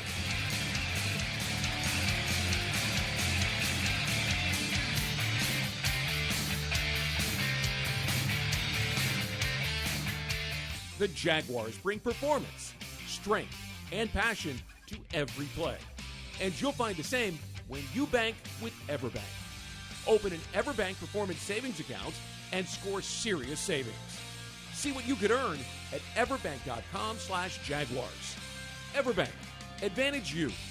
Member FDIC and the official bank of the Jacksonville Jaguars. It's game on, Jaguars fans, no matter where you might be. From the backyard to the beaches, the Ford F-150 with available Pro Power on board gives you the power of a mobile generator. So as long as you've got a TV and a signal, you don't have to miss another game. Just one more reason why Ford F-Series has been the best-selling truck in America 48 straight years and counting. Ford, proud partner of the Jacksonville Jaguars. See your local Ford dealer today. If you are an experienced electrician looking for your next big opportunity, look no further than the Miller Electric Company, a trusted name in the industry for over 96 years. At Miller Electric, we tackle the biggest projects in the city, offering you the chance to showcase your skills on a grand scale. We believe in rewarding hard work with the best pay, top-notch benefits, and an unbeatable culture where people actually care about each other. Take your career to new heights with Miller Electric Company. Apply today at millercareers.com. Miller Electric, an equal opportunity employer. Jaguars fans, it's time to show up and show out. Get game day ready with fresh gear from Fanatics. Rock your teal and black with the new sideline collection, head-turning headwear, and exclusive drops you won't find anywhere else. Visit any of our 11 convenient locations throughout the stadium and rep your Jags in style. The Jaguars Pro Shop, a Fanatics experience. Welcome back. The Liam Coen Show, presented by Fresh from Florida, continues right now. Welcome back. It is the Liam Coen Show for the final time. Jags HQ begins next week because Boselli and Gladstone are back. And we'll have the head coach he'll be around. Roll through. And listen, it goes back to what we talked about. 2, 3, 4 Yeah, we need another microphones. microphone. So do I get the No. I might get run out. I've been here the longest. with James is Jeff. volunteering. He's out. No. Jeff and I have been here the longest. And since I'm by position have seniority to Jeff at this point, I will be the one leaving, and it'll be James and Liam. Is this your declaration from the pedestal up here? I'll believe that when I see it. From the balcony, Boselli proclaimed. Magnetic Mike. I'll be sitting somewhere else. No, listen. It was a funny conversation because Liam loves to communicate with our fans, and I think everyone who's seen him in the press and what he does at the press conferences loves talking football. And really, it was just like, let's make sure like there's no distractions, especially this week one going in. And they've been grinding, spending long hours here, getting the game plan ready, and really excited about the game plan we have going in and the practices. We've had 2 good practices out there, and guys doing everything we ask. So excited for what's coming up. So along the lines of functional awareness, I got to ask you a question about Tet McMillan. Oh yeah. Okay. I mean, he had to be kind of on the radar, so to speak, for you guys, right? Yeah. What do you think of him, and what do you expect to see out of him this week? I look forward to seeing him play. I know there was definitely intrigue throughout the draft process to, consider adding a bigger body genre to our wide receiver room. Obviously, we did that in Tim Patrick, and we're jacked to have Tim on site. But I think he presents challenges that come with just the body type, and obviously, in addition to it, the multi-sport facet background. Right, I think that shows itself in his game. A lot of body control. What do you mean by that? Because a lot of people don't know what you're talking about. Yeah, he's a former volleyball player. That was his. That was his passion. Yeah, that was his sport coming up as a young kid, and he found football along the way and showed promise there. Obviously now playing at a really high level. But I know for him, volleyball was something that really called to him as well, and he has some pretty impressive highlights from his high school days, and being able to elevate above the net and block shots, so to speak, like we were just talking about with our defensive front. And so his ball skills, I think that shows up on the field and points back to some of his experience on the court. And nonetheless, I think for somebody his stature, being able to move the way that he does and be in control of his limbs the way that he is a challenge. He was fun to watch. Did you have high school volleyball? We did not. Yeah, my high school actually was best in state at really? Volleyball. So no, I wasn't invited to play, but we did not. Did you? No, when I was growing up, we had female volleyball, women's. Yeah, we had women's volleyball. We did not have male. I don't even think we had that. College we did, obviously, but not in the high school. Oh yeah, USC had great. volleyball USC team. had great volleyball team. A lot of kids out of my high school ended up at USC for volleyball. Did they really? Oh yeah.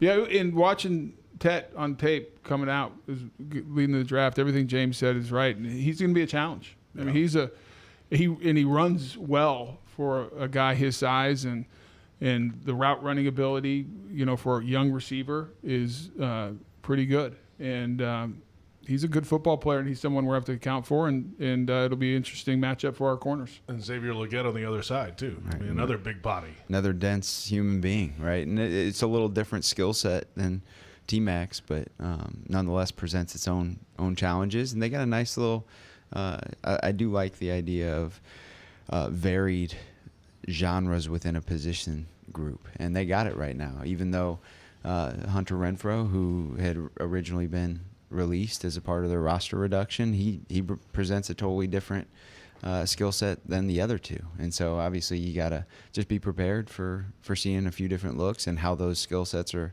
likely to be activated, and know the situations in which you gotta be ready.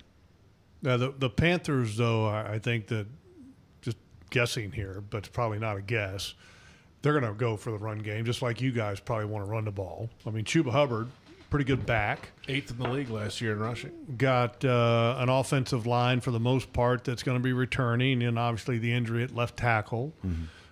They added Dowdle from the Dallas Cowboys to that running back room, and they also got an ETN as well. Brotherly love. Yeah, so we're going to have a couple brother matchups this season with Devon's brother being in L.A. as well, so won't be the only time that we get to see guys facing off.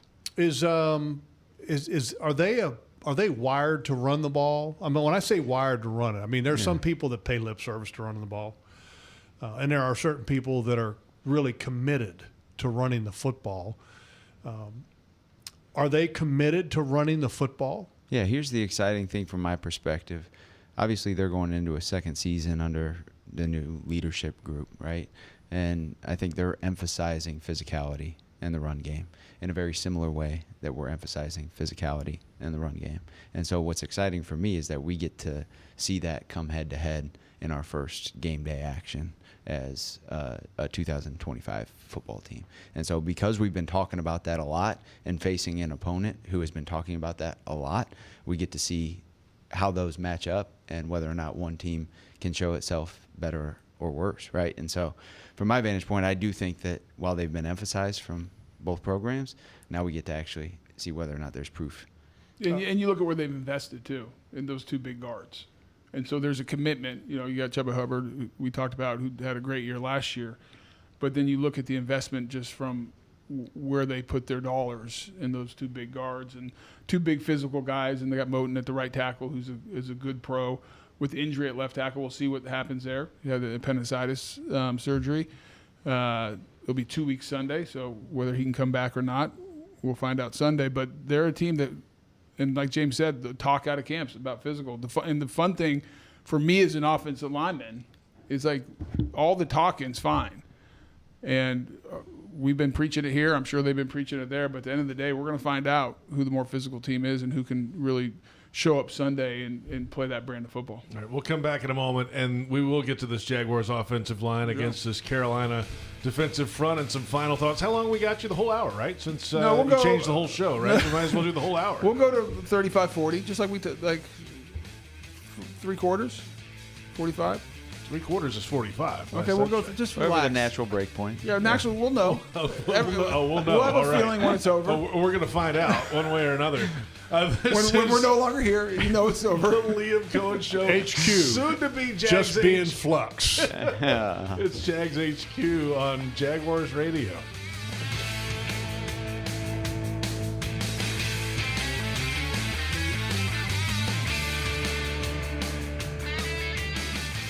Floridians, do you know how close you are to freshness? It's not a plane or a ship ride away. It's not across an ocean or over the equator. It's not even a far drive. The peak of freshness is at your grocery store, and it's called Fresh from Florida.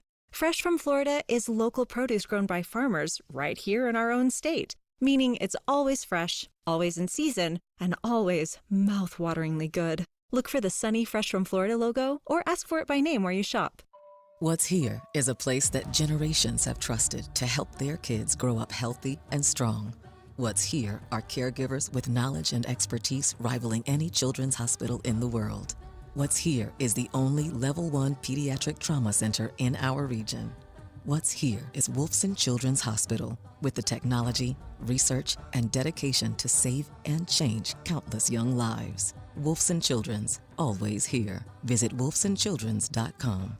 Mr. Chubby's Wings is a whole lot more than just wings. Craving the ultimate game day experience? Look no further. Swing by Mr. Chubby's and indulge in the biggest and best wings in town, all while soaking up the lively atmosphere with fellow sports fans. With plenty of game day specials and locations on the West Side, Fleming Island, Ponte Vedra Beach, and new this season, Everbank Stadium, they're here for all your game day needs. Mr. Chubby's Wings is a proud partner of the Jacksonville Jaguars. Mr. Chubby's Wings, before the game, after the game, and during the game. Jags fans, this one's for you.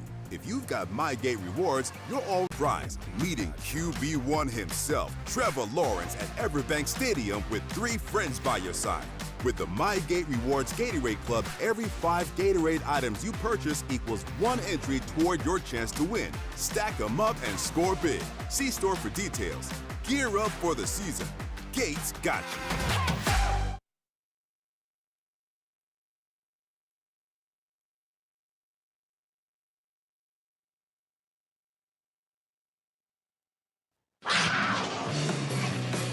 Welcome back. The Liam Coen Show, presented by Fresh from Florida, continues right now. That's what you think. The Liam Coen Show is soon to be called Jags HQ starting next week. However, you got to be nimble. That's what we are. Agile. That's what we are here. We are agile on this program. JP Shadrick, Jeff Lageman. That's Tony Boselli. You might have heard of him. James Gladstone, general manager, with us as well. We'll have some Liam Coen action throughout this season on this program as well, but everybody will be involved, and that's why the rebranding will begin next week. Jags HQ here on the Jaguars Radio Network. So let's continue now with this matchup this week, guys, and the Jaguars offensive line starters have been set. Walker Little at left tackle, Ezra Cleveland left guard, Robert Hainsey at center, Patrick McCary at right guard, Anton Harrison at right tackle. And the matchup this week, there's some big fellows on that defensive line. Ashawn Robinson showed up on the injury report today with a groin issue for the first time limited. Derek Brown missed most of last season, 16 games, and he's back, the big guy from Auburn. Those are two of the big guys up front. So how about, Tony, the matchup of this offensive line and their first game together as a starting five? Well, I mean, I think what you just talked about is a little bit of the unknown, because Derek Brown, prior to the ACL injury he had last year, week 1, was one of the best three techniques in football, especially against the run. Disruptive in the past, not a sack artist guy, but when it came to trying to run the ball against him, you had to account for him, and usually with four hands to get bodies on him.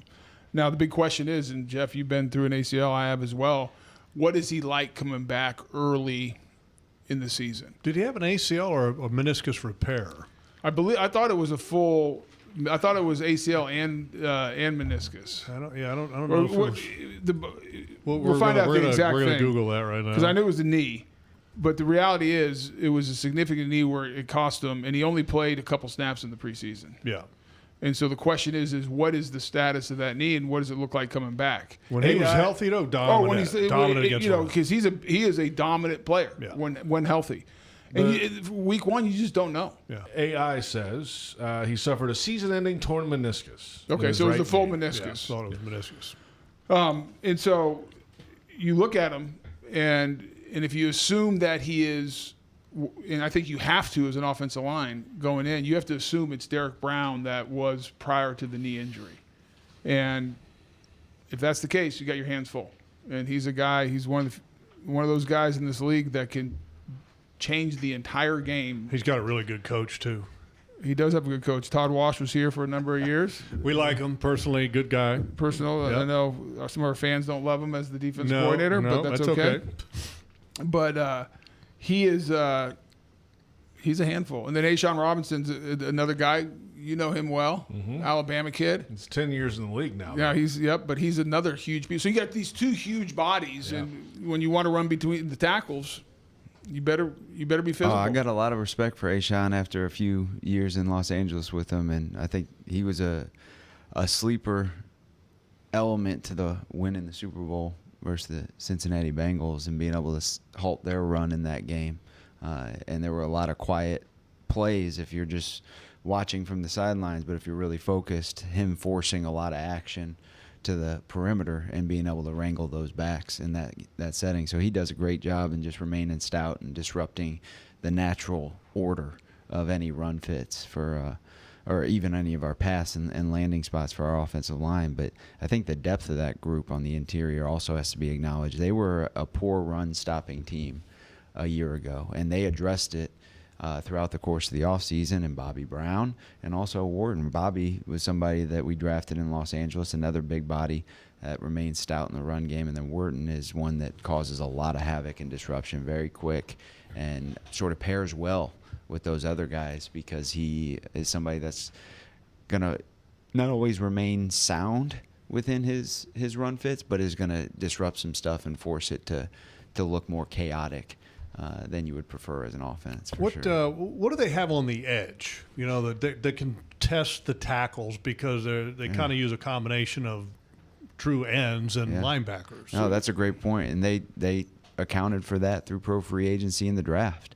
I think through that, really these young guys that are really backups are players that they're excited about, and I think they should be, right? They showed up in the preseason in Princely and how do you say that last name? Uman Mielen. Huh? Yeah. Princely Uman Mielen. We just call him Princely.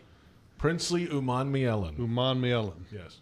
Say it again. He was a Gator. Uman Mielen. He was a Gator, then a Rebel. Tony, I need you to say it, please. No need to. Following the money, right? Anymore. What about Nick Scorton? Yeah, Scorton's another one. Went from Purdue Texas A&M. Look at you. Oh, like he's you're rolling out. I mean, in the NIL days, you got to have that Oh, ability. you got to know right. where these guys go. Yeah. And I'll tell you what, Scorton's originally a Texas native, so he goes to Indiana, Purdue, and decides, you know what, I'm coming back home. I'm going to become an Aggie. Wow. And, you know, he changed his body a little bit. He went up in weight, production dipped, and I think he's now back to his preferred playing weight, and you saw that in his performance through the preseason. Way more active and rangy, going from one hash to sideline and chasing plays. So he was showing up in a big way. He's not a real tall guy. No, he's a little bit squatty, but at Purdue, correct me if I'm wrong, James, he had a great inside spin move. Spin move is really what he and tapped then into. he got heavy, and it wasn't the same at A&M. And so he's somebody that can rush the passer. I mean, at Purdue, he was a pass rush specialist. I mean, it impacted and affected the quarterback, whether it's getting him to the ground, pressures, hits, was not as effective at A&M. But if he got his weight back to where he's at Purdue, he's someone that you better account for. I mean, he's gonna be able to bend the edge, get to the top of the rush, and stress the tackle. So they invested quite a bit in that area. Well, and then their starters tapping into Patrick Jones. That was somebody who had a slower ramp into the NFL. Wasn't he a Vikings guy? He's a Vikings guy, yeah. But he's really found his footing, sets the edge well, very stable in his rush plans, doesn't screw things up, and he's hard to account for because he's always in the right spot. And then Wonham's in a very similar spot. Wonham, another former Viking, right? You got two former Vikings. And there. it's a 3-4 structure of their defense, so that's going to be their base look. Yeah. And so, again, something we saw week 1 against Pittsburgh, so something you have a little bit of familiarity with. But, again, when you're in base, some of those rules change, your protection rules change a little bit, and, you know, kind of how the communication up front, because you see so much 4-3, that's what our guys practice against almost all the time, obviously, here. Yeah. And so now you're getting to a 3-4, and so making sure you're on the screws with communication and calls and getting to the right point, you know, to the second level is going to be important. I mean, those are all key things in the run game. All right, final few minutes with you here, guys. But Liam Coen talked about it this week in his press conference on Wednesday. You know, and I think even back on Monday, you know, you've done all this prep and practice and installation and you're building, but then there's some things you just don't know about your football team until you roll the football out there in week 1 and see it. The confidence level is there that the work is in, but for a first-time head coach, he understands that you got to see it during the games. You talk about evaluating from game action. Well, this is where the rubber has to hit the road for the team. There's a lot of unknown going into week 1. How do you feel about the unknown? How do you deal with it as a staff? Oh, I think you just got to embrace it for what it is and be agile throughout the course of the game. Obviously, at this point, heading into a first game, new leadership group, new coaching staff, I think you just go in and focus on yourself more than anything and root yourself there and then adapt as things unfold in real time. Got a lot of confidence in who Liam is as a leader and him being able to trust his gut, his feel, his sense for how the game is evolving and being able to adjust to that. So really looking forward to ultimately seeing what we've preached to date show itself, come to life, and eager to see that really come to fruition and really kick off the season in the right way. Part of the unknowns too is the role, and I think a lot of fans really are curious to know what role that Travis Hunter will have. Is that something that that you keep to the vest just as a competitive advantage, or is this something that is going to be constantly changing from week to week? He's going to be on the field a lot. I'll say that. Yeah, you're not going to want to reveal that from a week-to-week basis, knowing that it is, in fact, a game plan weapon, right? Because then our opponents will have to consider all options. And I think part of that, too, roster composition for game day. You can't have all 53 guys active. Right. That's got to help on game day when it comes to trying to, you've got a player who can potentially be two ways to maybe gain – a player here or there. Right. Well, I think it's fun because the way in which I've been accustomed to building out a what everybody would know to be a draft board, call it a call sheet, but we bucket players in headers, that one of which includes math changer. It's a very good player, right? And we've had Travis Hunter listed as a math changer. Now that's quite literally the case, because if you have 48 active, him being one of them, being able to play both ways, it's really a 49th. It's literally a math changing place for him. So it's a benefit for sure, because now you have an added jersey, so to speak, on game day. And you're seeing it more. Now, we've seen it in the past. There are players who have done this at different spots, whether it's a defensive lineman who plays fullback every now and then. Right, or in Baltimore. And yes, that's exactly right. Or I guess the Chargers got it now, which, no surprise, Harbaugh, right? So same thing. But you're seeing it in the college game right now as well. There's a Utah linebacker who is playing tight end, caught a touchdown pass just a week ago after playing the full game as a linebacker. And his brother also plays in the NFL, Barton. But nonetheless, those are, I think people are becoming a little bit more willing to entertain the flexibility of a player, right, across multiple phases of the game. We do that with offense to special teams or defense to special teams, but so rarely offense to defense or defense to offense. And I would like to think that may become more of a norm. James Gladstone, Tony Boselli. The new show is Jags HQ, taking the place of the fun year. Liam Coen Show, starting next week. It's going to be fun. What a great opportunity we got coming up here. Carolina Panthers. Love it. First game ever. First game ever in preseason. Canton, Ohio. I just remember I had legs that felt like they weighed 1,000 pounds. But it's fun. I mean, James talked about it. You asked the question. I mean, everything we've been talking about, working towards, is now we get to go test. And I think the biggest thing I'm looking forward to this whole thing is see the guys go out there and play, obviously, and see how physical we can be. But also see how do we face and address adversity? Because it's coming. It's coming within the game. It's coming within the season. And the great teams and the teams that ultimately reach the goals that they've set and fight for playoff spots and get in the playoffs, and ultimately everyone wants to win a championship. But the successful teams are the teams that face the adversity the best and overcome it. And that's what I'm looking forward to, because that's a test. Every week's a test. The first one's coming up, and I'm looking forward to seeing how we face those challenges. Tony, James, thanks for your time. We'll talk to you again next week. Can't wait. Yes. On a different show. Early. On a different show. Different show. Different show. Same time, different show. Same channel, different show. And you might have different people in here, too. You might have extra people. You never know. Well, we got to get extra microphones or kick you out. Well, I'm happy to step out if I need to. Okay. James will not give up the mic. He he loves loves it. Talking. He's growing into the role. I can see it right he now. is biggest shock of the week is when James is like, hey, what if we just do it every week? I'm like, okay. There we go. You said it. Here we are. This is the Liam Coen Show, soon to be Jags HQ on the Jaguars Radio Network.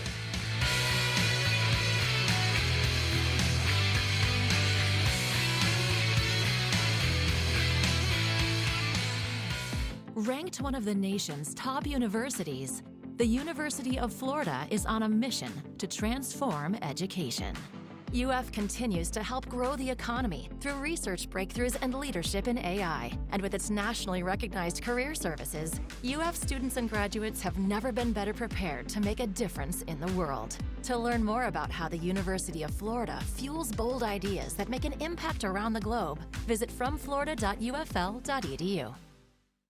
It's game on, Jaguars fans, no matter where you might be. From the backyard to the beaches, the Ford F-150 with available Pro Power on board gives you the power of a mobile generator. So as long as you've got a TV and a signal, you don't have to miss another game. Just one more reason why Ford F-Series has been the best-selling truck in America 48 straight years and counting. Ford, proud partner of the Jacksonville Jaguars. See your local Ford dealer today. NFL fans, when it's time to get Jaguars tickets, you can tackle game day with total certainty with Ticketmaster. With 100% verified tickets available all season long, you can count on getting in with ease and spend time focusing on the good stuff. Even if you're headed to the game last minute, you can still score seats. Want to meet up inside the stadium with your crew? Transferring your tickets is an easy handoff. So get those touchdown celebrations ready and score your tickets today at Ticketmaster.com/Jaguars. Jaguars fans, it's time to show up and show out. Get game day ready with fresh gear from Fanatics. Rock your teal and black with the new sideline collection, head-turning headwear, and exclusive drops you won't find anywhere else. Visit any of our 11 convenient locations throughout the stadium and rep your Jags in style. The Jaguars Pro Shop, a Fanatics experience. Welcome back. The Liam Coen Show, presented by Fresh from Florida, continues right now. And welcome back. It is the Liam Coen Show. Soon to be next week, Jags HQ. Moving ahead, we're on the Jaguars Radio Network, presented by the University of Florida, #1 university in the U.S. News and World Report's #1 state for education. JP Shadrick, Jeff Lageman, Tony Boselli, James Gladstone, and with us. And as the season rolls along, we'll have the head coach roll through occasionally as well. But you heard the reasoning behind it from Tony Boselli. And you know what? It was actually really good having them in the preseason every week. They were fantastic info and behind-the-scenes thoughts and how they build the team. But now we're going to get it in the regular season, too. No, I think it's great. And I get it. I mean, you got a first-time head coach who is got offensive play calling responsibilities and also the head coaching duties, and it's his first time. I get it. Let him focus on some of the important things. And the great thing is that Liam's always been very available and open with the media. Yes. And so when you watch his press conferences, I think he does a great job. It's very informative. It's very entertaining, and he's very open and honest and as transparent as he can be. So from that aspect of it, I really appreciate it. The bank will be open this Sunday for the Panthers-Jaguars matchup, and if you joined us in the preseason, it's a similar experience to get into the stadium as it was back in the preseason first game. So the in-bowl experience is the same this year. Access the main concourse for full circulation around the stadium. The one thing that the Jaguars want to inform fans about is when you leave the stadium, use that main concourse to get where you came in, because once you're outside, you're really outside, and it's hard to get back around to your parking spot. That's one thing. You can bring 2 commercially branded factory-sealed plastic bottles of water per ticket holder, refillable water stations throughout. It's going to be hot, and cups and ice are available at all guest service booths, so JTA cooling buses, all that. All the information at Jaguars.com. Check it out. Chad Johnson, COO, spoke with the media today. That conversation and more detail at the team website also. Let's come back in a moment. It's going to be a fun Sunday. I'm looking forward. So it's kickoff weekend, JP, and it's kicking off tonight. Oh, yeah, we'll get to that coming up, too, by the way. We'll return, though, with Jen Hale. She has the sidelines for the NFL on Fox in her 15th season covering the league. That's coming up next. Her thoughts on Bryce Young for the Panthers and Travis Hunter's usage for the Jags. It's the Liam Coen Show, soon to be Jags HQ on Jaguars Radio.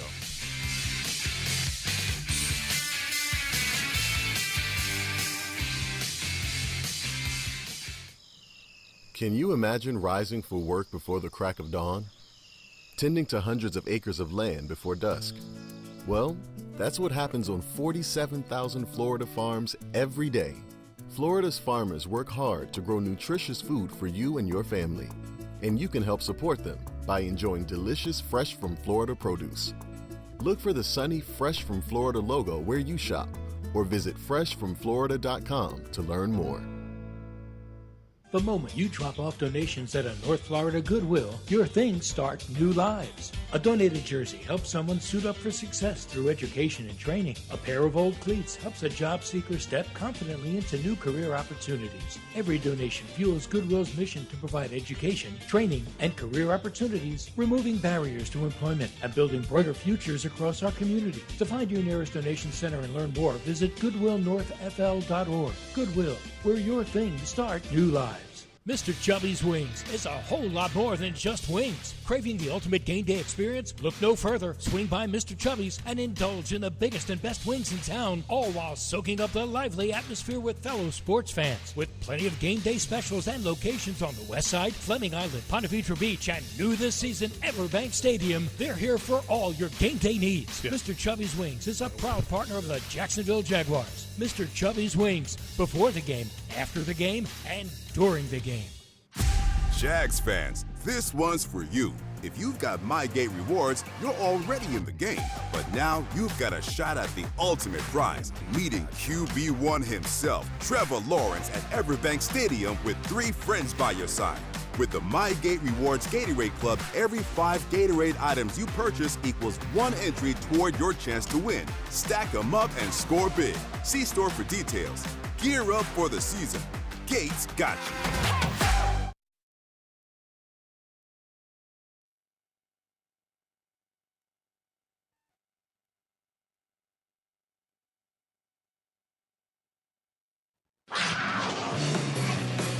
Welcome back. The Liam Coen Show, presented by Fresh from Florida, continues right now. For the final time, Liam Coen Show, soon to be branded Jags HQ, starting next week. We had Tony Boselli, James Gladstone in studio. They'll be with us most weeks. We'll have the head coach occasionally roll through on this Thursday show on the Jaguars Radio Network.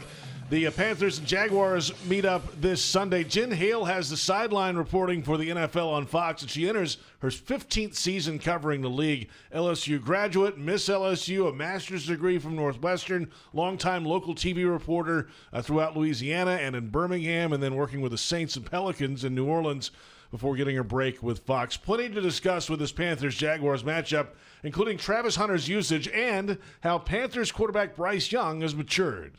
Yeah, last year was an up and down experience for him, a growing time for him. But look, to his credit, that can't be easy being the number 1 pick and getting benched. But he took it and he used it to make himself better, to do a true self-scout, not to pout. So to me, that showed a tremendous amount of maturity. And his teammates certainly think so too. And that's part of the biggest buy-ins that you need. You need the team around your quarterback to believe in him. And we actually, my crew had Bryce's game coming back from the benching, and so many of his teammates talked about it's just a different guy. The confidence, the way he carries himself, the way he speaks to others, the way he's engaged. Now he's moving like a veteran. So the benching was so good for him from that perspective. But the stats also tell the story, JP.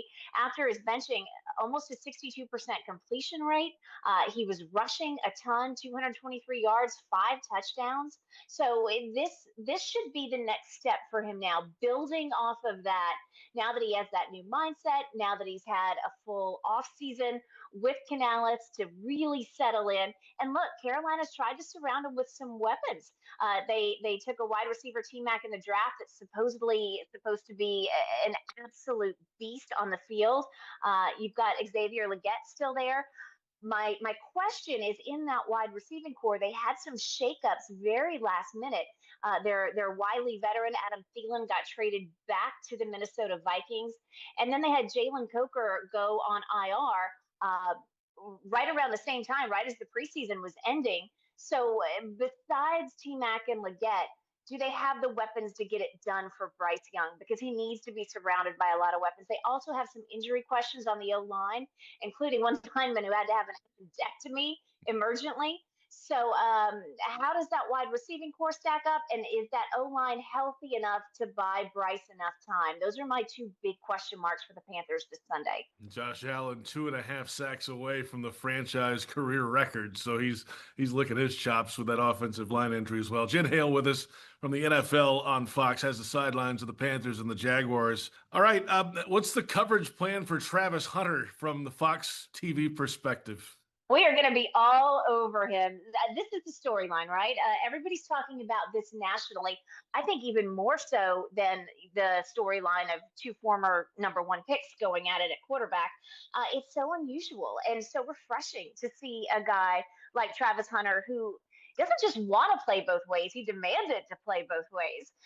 This is the era of rest, of limited snap count, saving myself to the end. And here's this rookie who's tipping that all on its head and saying, no, give me more, give me more. Can he sustain it, though? Because the speed of the NFL game. It's so much faster. It's so much more intense. How much does he get defensively? And I'm going to guess it's going to change week to week based on the matchups. It's really fascinating to me how they are managing his minutes, not just from a game perspective, but from a preparation perspective during the week, because you spend so much time in your respective rooms, the wide receiver room, the cornerback room, the defensive line room, right? How does a rookie who's trying to digest a new system and a faster way of doing things, a faster pace, how does he double the workload by doing both? So I cannot wait. We're going to sit down with him on Friday in meetings tomorrow. And that's going to be my first question to him is how have you divvied up this workload when you go home at night from the practice facility? What do you open up first? Your offensive playbook, your defensive playbook? I think it's going to be a very curious thing how he attacks this from a preparation standpoint. Jen Hale, sideline reporter for the NFL on Fox. The exclusive extended interview available on the official Jaguars podcast network or Jaguars.com. Back with more in a moment. This is the Liam Coen Show, soon to be Jags HQ on the Jaguars Radio Network.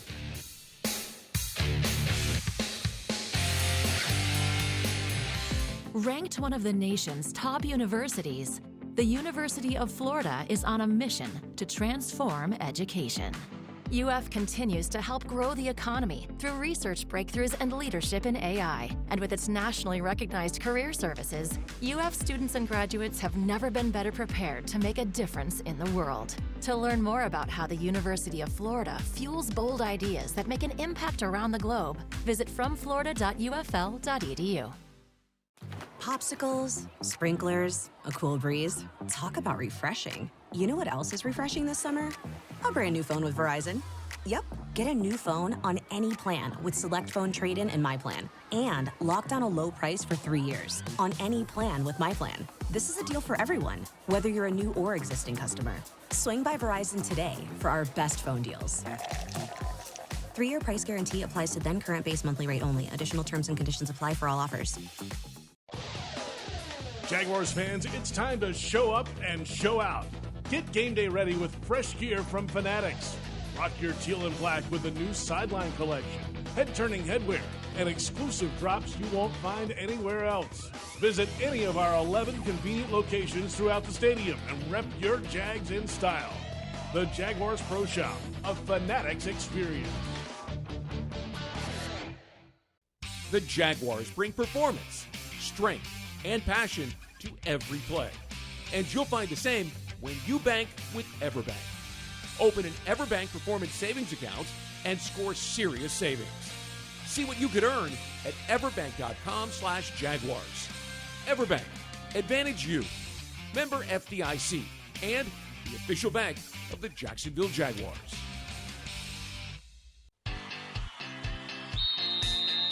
It's game time, Jaguars fans. This season, feed your fandom with the Jaguars sub from Publix, the official supermarket of your Jacksonville Jaguars.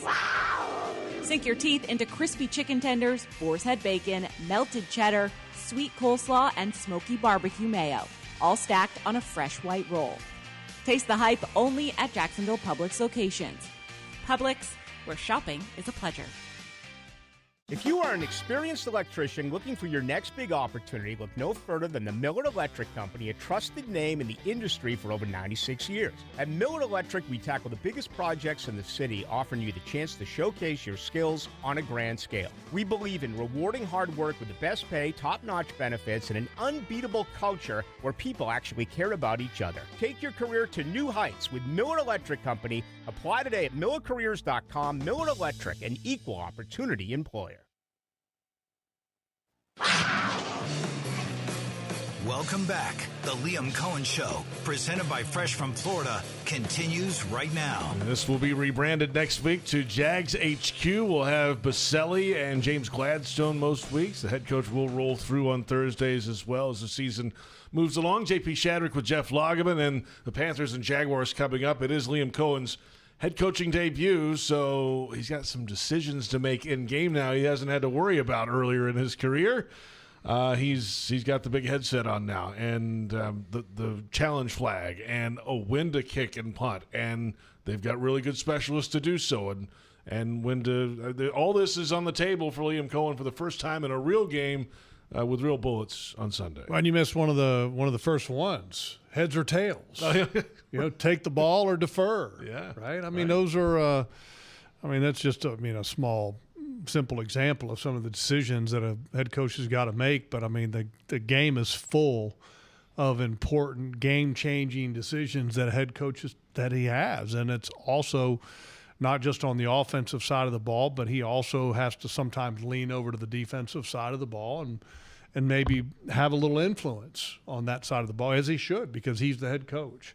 And all of these things are new. And every time that they're new, I think you go through the mechanics of it and you practice it as best you can. And the preseason games were obviously very important for a lot of that.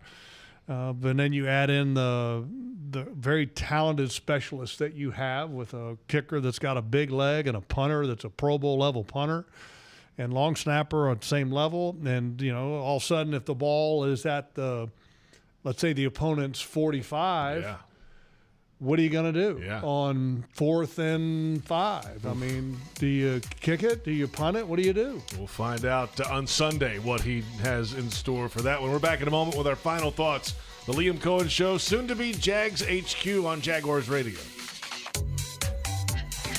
Floridians, do you know how close you are to freshness? It's not a plane or a ship ride away. It's not across an ocean or over the equator. It's not even a far drive. The peak of freshness is at your grocery store, and it's called Fresh from Florida. Fresh from Florida is local produce grown by farmers right here in our own state, meaning it's always fresh, always in season, and always mouth-wateringly good. Look for the sunny Fresh from Florida logo or ask for it by name where you shop. Jags fans, this one's for you. If you've got MyGate rewards, you're already in the game. But now you've got a shot at the ultimate prize, meeting QB1 himself, Trevor Lawrence, at Everbank Stadium with 3 friends by your side. With the MyGate Rewards Gatorade Club, every 5 Gatorade items you purchase equals 1 entry toward your chance to win. Stack them up and score big. See store for details. Gear up for the season. Gates got you. Mr. Chubby's Wings is a whole lot more than just wings. Craving the ultimate game day experience? Look no further. Swing by Mr. Chubby's and indulge in the biggest and best wings in town, all while soaking up the lively atmosphere with fellow sports fans. With plenty of game day specials and locations on the West Side, Fleming Island, Ponte Vedra Beach, and new this season, Everbank Stadium, they're here for all your game day needs. Mr. Chubby's Wings is a proud partner of the Jacksonville Jaguars. Mr. Chubby's Wings, before the game, after the game, and during the game. It's here that a tiny newborn has the heart surgery needed to save her life. It's here that a first grader learns to speak clearly and confidently. It's here that a 12-year-old athlete builds the strength to run full speed again. It's here at Wolfson Children's Hospital that answers are found, courage is shown, and odds are beaten every day. Wolfson Children's, always here. Visit wolfsonchildrens.com. To everyone who craves a fresh meal made just for you, let our team member Jacob share what's special about Culver's. In Wisconsin, our food comes from the heart, and taking the time to handcraft your meal with care is how we've always done it at Culver's. It's why your Butterburger doesn't touch the grill until after you order. Come to Culver's and let us serve you a Butterburger, made special just for you. From Wisconsin with love, welcome to Delicious.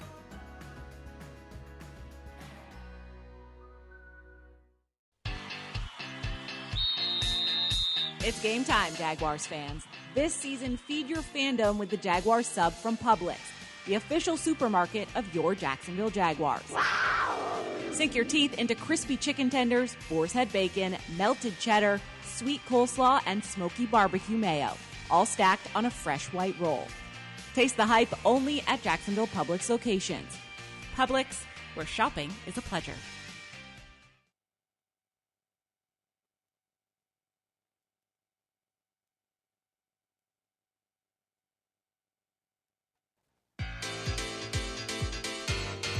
Welcome back, Liam Coen Show, presented by Fresh from Florida, soon to be Jags HQ. Starting next week, JP Shadrick with Jeff Lageman. We'll have Boselli, Gladstone. Coach Coen will rotate in some as the season moves I think along. that's great. And we'll hear from everybody. I think it's great. looking forward to that, and excited about Sunday. Oh yeah, here we are. It's you have all the preseason games and you practice, and all off season you're paying your dues, so to speak, and as a football team, it's time to have them start the count. The test number 1 is here. It's coming up Sunday, 1 o'clock kickoff time. Tickets at Jaguars.com, 633-2000 as well. Great show, Jeff. We'll talk to you this Sunday. I'll talk to you Sunday morning. Ready to roll. Yeah, Jeff Lageman. I'm JP Shadrick. Our thanks to David Cho, Brent Reber, Joe Fortunato, Tony Boselli, James Gladstone, and our entire crew. And thanks to you for listening and watching. It's the Liam Coen Show. Next week, it's Jags HQ on the Jaguars Radio Network.